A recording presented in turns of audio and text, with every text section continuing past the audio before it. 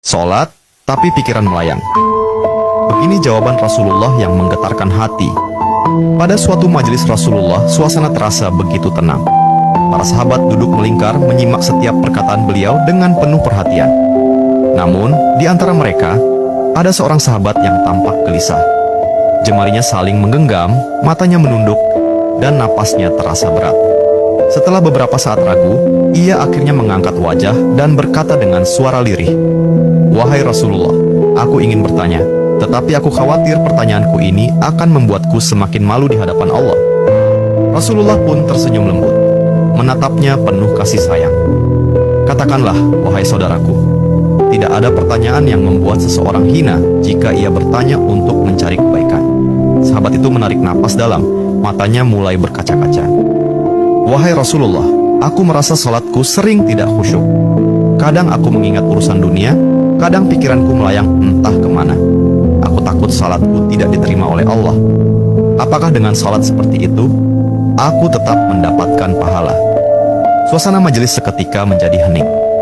Para sahabat lainnya ikut menunduk, merasakan kegelisahan yang sama. Mereka tahu betapa beratnya pertanyaan itu.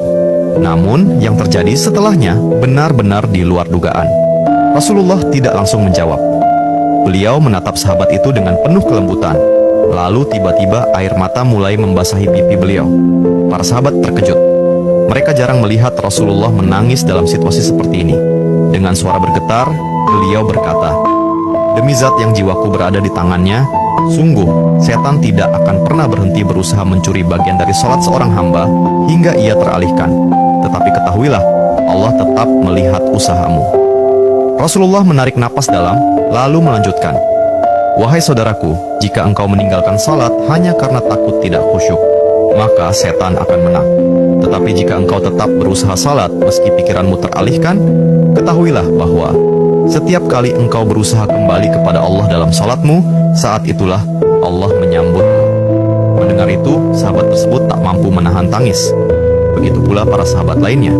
Kemudian Rasulullah melanjutkan dengan penuh kelembutan, "Bayangkan seorang ibu yang melihat anaknya berjalan ke arahnya, tetapi anak itu sering jatuh dan tersandung.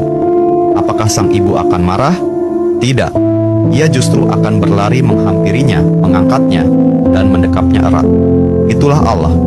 Ia lebih penyayang daripada seorang ibu kepada anaknya. Selama engkau terus kembali, Allah akan selalu menerimamu." Air mata mengalir di pipi sahabat itu. Kata-kata Rasulullah begitu menusuk hatinya. Sejak hari itu, ia tidak lagi putus asa dalam sholatnya. Ia tetap berusaha khusyuk, dan setiap kali pikirannya melayang, ia mengingat nasihat Rasulullah. "Setiap kali engkau berusaha kembali, saat itulah Allah menyambutmu." Jangan pernah berhenti berusaha. Jika kisah ini membuka wawasan kita, yuk berbagi, biar banyak yang tercerahkan. Setiap satu kebaikan dibalas Allah 10 kali kebaikan. Barakallah forever. Amin ya Rabbal Alamin ya Mujibas Sailin.